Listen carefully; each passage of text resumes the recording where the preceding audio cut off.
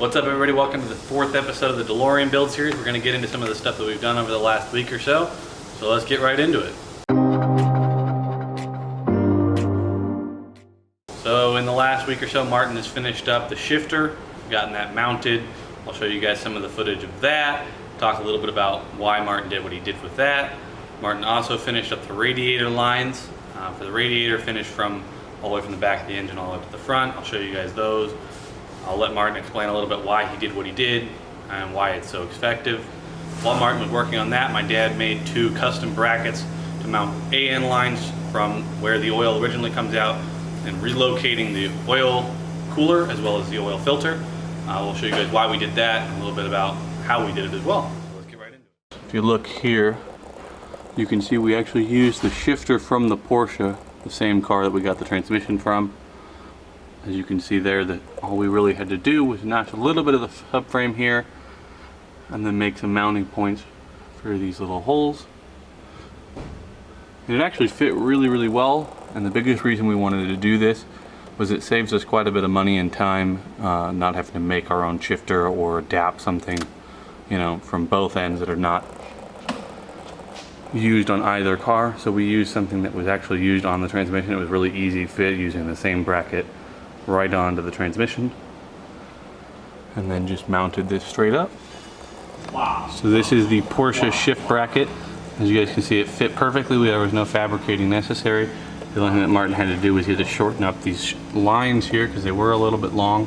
So he shortened those up and everything fit perfectly. And the lines run right through there and on down this tunnel and into the shifter, which you guys can see right up in there.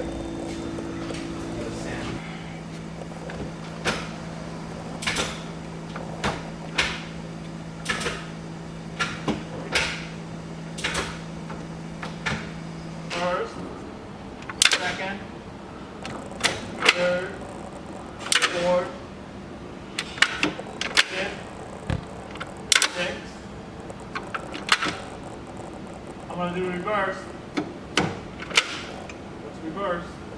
Okay, so the reason why I use the pie cut method instead of using pre-bent pieces is because as you can see, the shape that this radiator hose or radiator pipe goes in the car, there's not that much room in between the gas tank and the frame, so you have to do a real tight turn like this.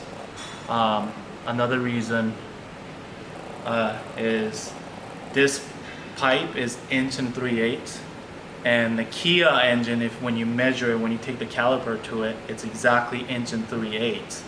Well, the original Delorean piping is 1 1/8, so there's a little bit of difference between those pipes.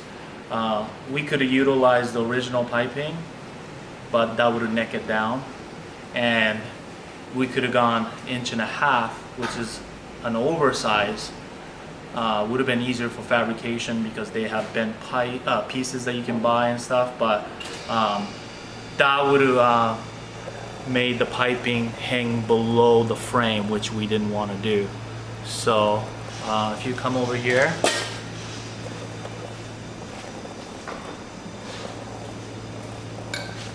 you can see how tight this is, and this is bottom of the car, and if you had bigger piping, obviously it would stick down.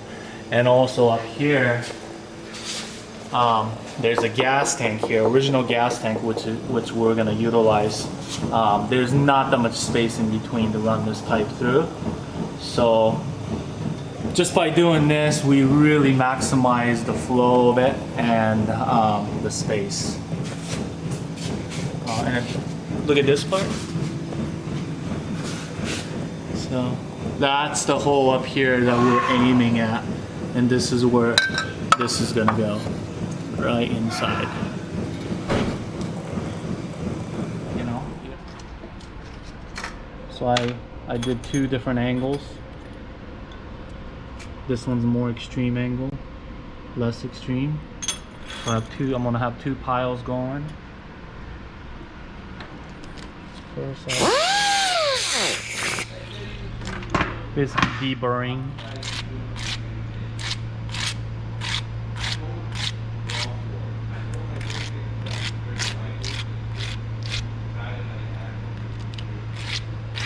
But that chop saw does cut it really straight. So later on, as long as I deburr it, the welds come out really good because how straight it is. And see, there's no gap. If you're trying to cut it with like a different kind of tool, it doesn't quite cut it straight, and then you have to flatten the surface and all that. So even though hand sanding all this seems like a lot of work, but it's actually not that bad. I only have one other concern. This.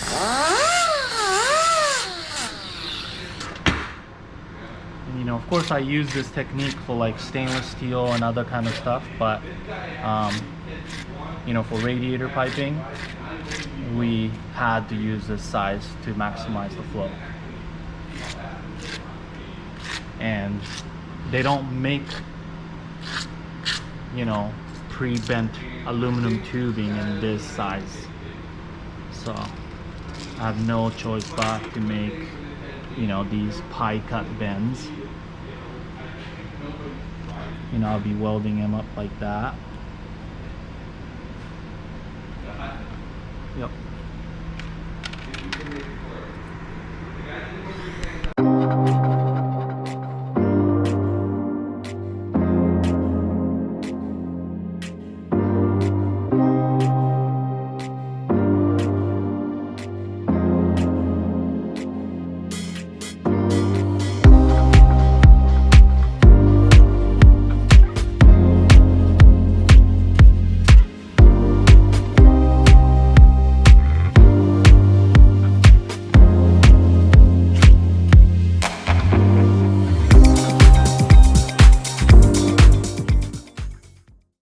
This is the oil cooler here.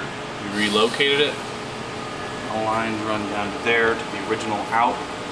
I'll let my dad explain a little bit about how we did that and why we did it, and then show you guys some footage of him and Martin making these brackets and putting on these lines.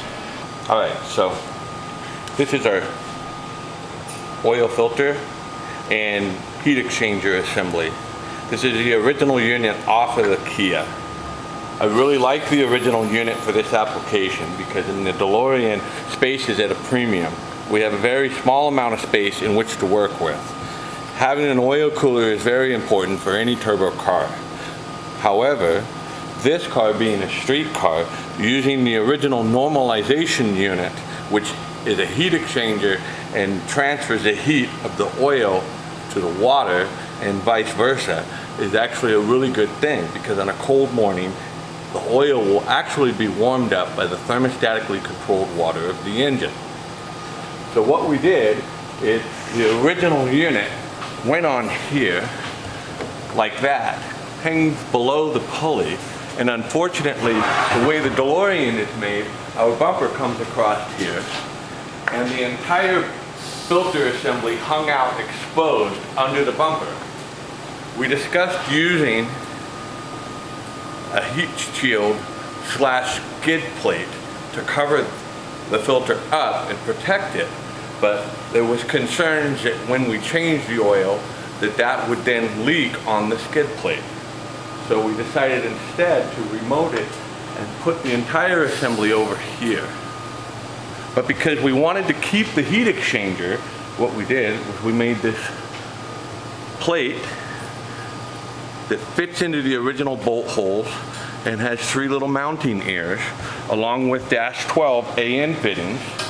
So just like that, and we'll use the original seals like the Kia engine did. Then we'll be able to use 2 simple AN hoses. It'll just screw on.